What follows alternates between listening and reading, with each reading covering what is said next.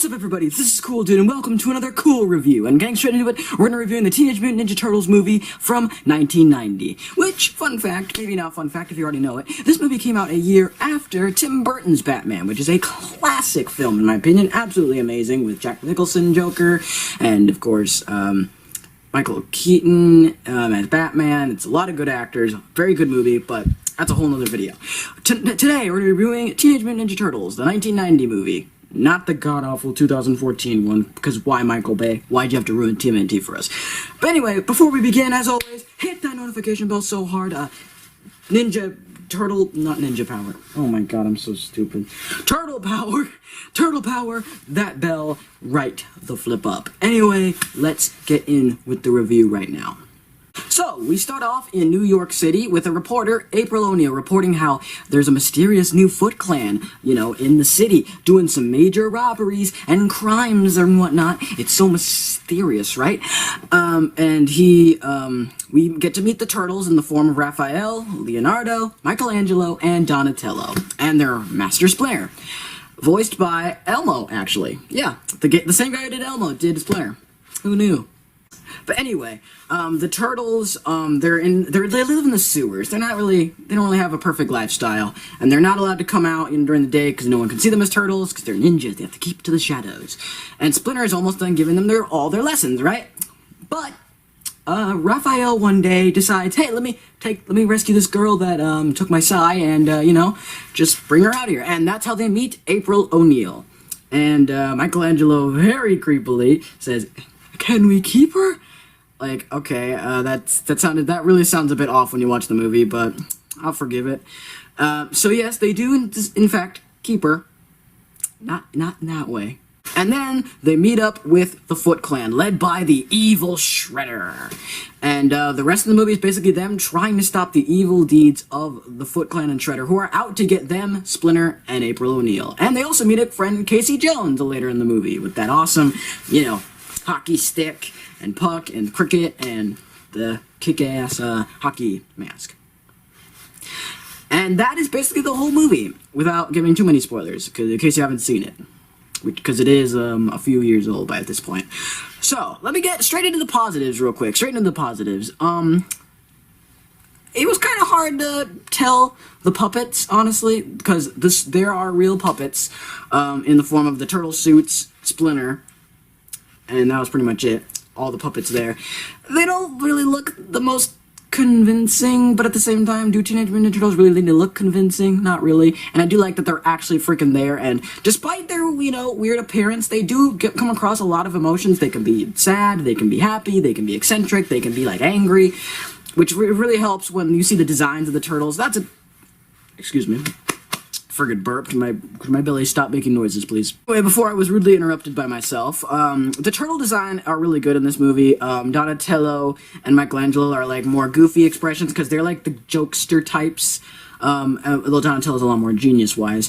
Leonardo is the leader, the most balanced, so he's obviously the one that has, the most normal-looking face, and Raphael is, the most brute-like, so of course he's gonna have bigger muscles, he's gonna have a more distorted face, he's gonna have a constantly angry expression. So I like that about the design. And Splinter is also pretty good. He does kind of look like a Muppet, just a small bit. He looks like he should be in, the Dark Crystal or something. Leave a like if you've seen the Dark Crystal. I can't be the only one who likes Dark Crystal, right? I mean, they made a TV show, so please, can I not be the only one, please? Someone be out there. Anyway, back to the point. Yeah, Splinter looks really good. Another thing that's really good is the character development. I really love how every character is developed. Casey Jones, you get to like him a lot. He's a bit of a, as April calls him, I think it's a 12-year-old or something, stuck in a 30-year-old man's body. It's pretty funny. And his on and off romance with April O'Neil is pretty funny. And I think it's well defined by the end of the movie. Some minor characters, like April's son, also joins the Foot Clan temporarily. It's just a side plot. And he's pretty good, cool, and he talks with Splinter about fathership and whatnot, because his father ain't the best either.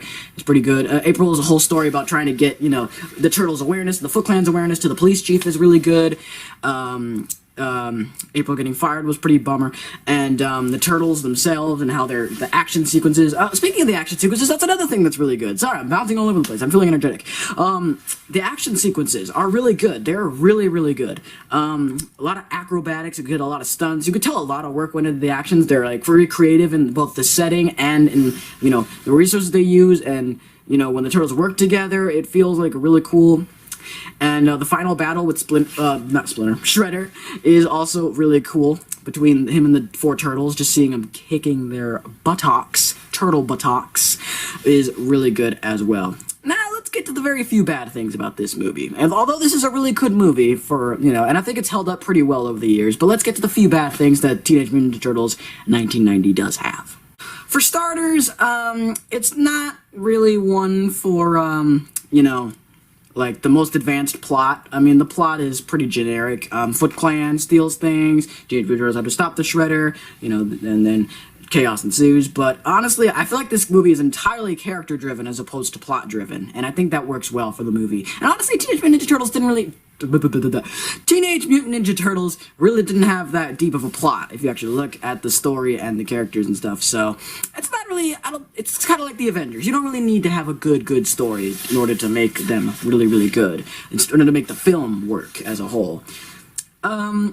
Another thing is that there can be 1 or 2 segments that can feel a bit, like unneeded. 1 or 2 jokes that don't land or aren't the bestly given. Great English, me. Yeah, sometimes the jokes can just fall flat or just don't work, and that's just another little problem with the movie. And another problem is I would have liked to seen a little bit more time with Shredder. I mean, you do get to see Shredder a little bit. You get to see him doing some pretty bad things, and you do hate him by the end, but I don't know. I just feel like with all the time that the Turtles get, and April gets, and Casey Jones gets, and even Splinter gets, I feel like I could have gotten a little more with Shredder there.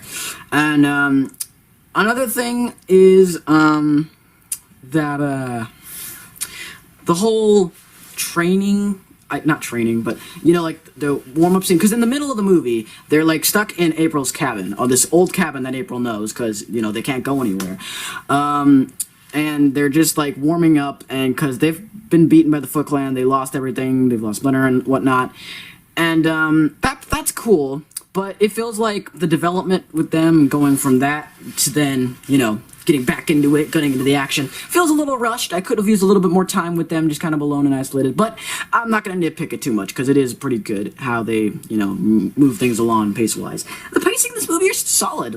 Aside from that moment, I think the pacing in this movie is really good. It keeps it a little fast, but also takes a little bit of its time when it needs to take time. I think it does a really good job with that. And honestly, that's all I could say about this movie. I give this a 4 out of 5 turtles. 4 turtles out of 5.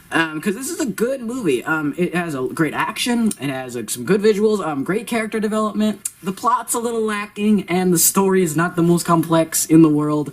But the charm is still there, and the Turtles look way more convincing than they ever have been in the Michael Bay movies. Because goddamn, what happened to the Turtles in 2014? That was just terrible. We're not going to talk about that. But anyway, guys, that's going to wrap it up for this review. Hopefully you guys enjoyed it.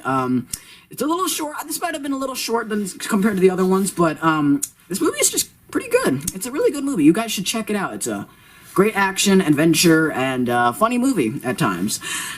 But once again, some of the jokes cannot land. But I think most of the jokes in the movie do work.